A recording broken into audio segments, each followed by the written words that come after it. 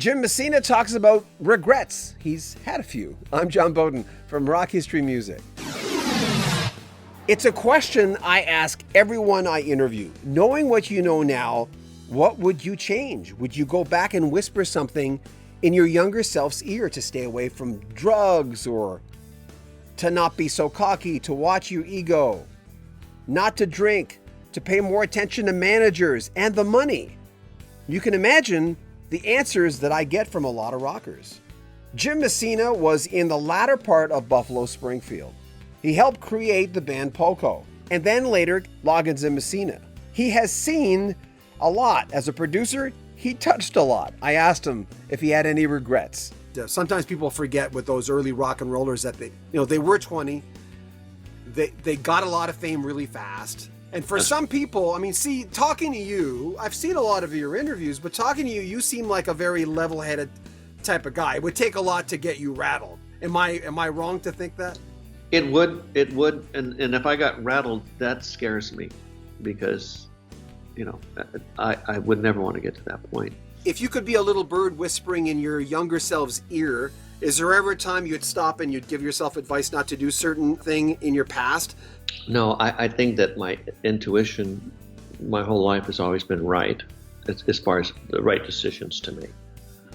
Whether I made the right choices is always something I chose to produce Boone's Farm, which I thought was a great band, but they weren't successful. And I don't think it was because the record didn't sound good, or they were really great singers and performers. I went back and started listening to some of that product because I own the publishing on some of that stuff, and they really did a great job, and the record sounds great. I just don't think their personalities or whatever they did, their interviews or what they talked about, I don't think it resonated with people, and that's not something I can control.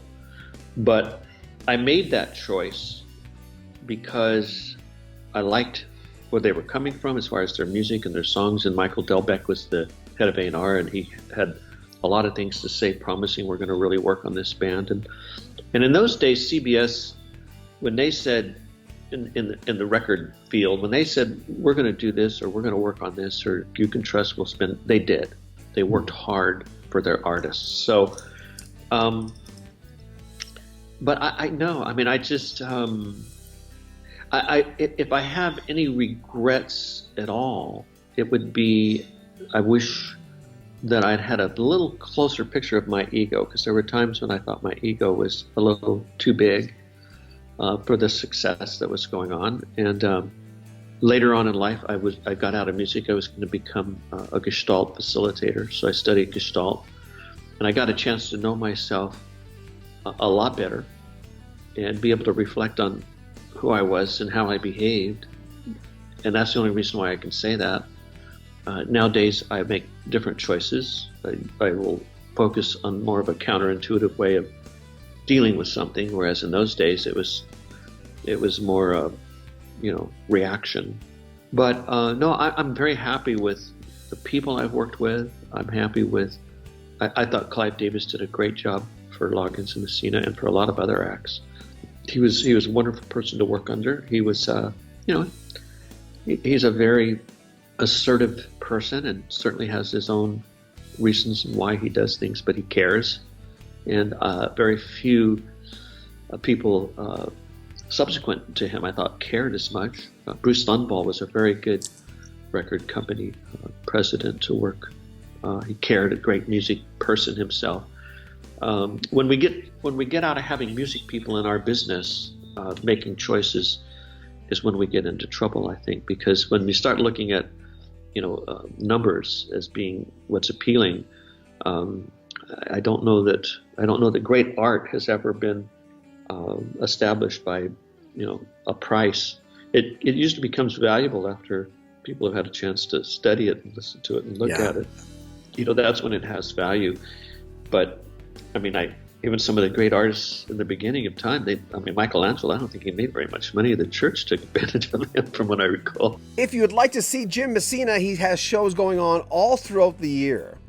It's interesting. Most of the places that I'm performing and that I'm enjoying the most at this point is smaller performing arts centers, places that are anywhere from 2 to 3 to 500, 600 seaters. You tell a lot of stories? I have started doing that. You know, I never was one for telling stories. I always felt that my job is to get up there and perform some great songs, great harmonies. And Yeah, but you tell a good story. You tell a damn good story. I'm realizing that now only because some people said that I was doing shows where can you tell some, you know, the people who are promoting the show, can you tell a few stories? You know, people like to hear that. And then my agent said, yeah, you should tell a few stories. I mean, you got some stories to tell. And I said, really? You know, yeah. So I started just thinking about what happened during the time we did the songs, like on Charles Claim to Fame or on Kind Woman. We'd tell the story with Rusty and how that all worked. And then Rusty and I did an album called In the Groove, where he's coming in and sitting in and as featured guest. And so we went back and played those songs, and we got lots of stories on that particular album. I'll get a copy of that to you if you haven't got a copy, so you can listen to it. But people kind of liked it, and then, you know, something would pop out, like Rusty would say. He's got this story where he says, you know, when Jimmy and I started working together, he says, you know, I was living in Royal Canyon, and I'd have breakfast at this little place, and he said, and there I'd see Jimmy on his motorcycle coming down the canyon, just going like a bat out of hell, and he had his dog Jasper riding on the tank. And it's true. I mean, I had an Indian blanket. It was a Honda. Jasper was up there. I could see over the top of his head. We were cruising down. And he used to just scare the death out of me. And he said, one day he said, Jimmy, you know, I'm so uncomfortable. He says, why is it that you bring the dog to work every day and on a motorcycle, for Christ's sakes? And I said, well, the truth is Jasper's the only one that has a license. So he told that joke, and that was such a funny joke. And I thought, you know what, maybe if you keep the stories short, simple, and fun, they work. And hey, Jim, that's why I like doing interviews. You know, I'm a fan of the stories. I was the guy. I mean, listen, you've got a few years on me, but still, I'm 58. I grew up. My sweet spot was the 70s, and that's why I like the stories. Who are those two guys in the back there behind you there that kind of look like Stills and Crosby? Who's that? Dewey Bunnell and Jerry Beckley of America. Oh, okay. That was their first album without Dan Peek when he left. Dan left in '77. I interviewed him before he died, and yeah, when I heard Ventura Highway, I was gone. Well, but from here, it looks like Jeff Beccaro on the left and It does. David Crosby on the right. Go to jimmessina.com for more details on his shows coming up. We'll have more of our conversation, our last part of our conversation with Jim Messina, coming up next week. Make sure you comment on our videos, subscribe to our channel, and share our videos. I'm John Bowden from Rock History Music.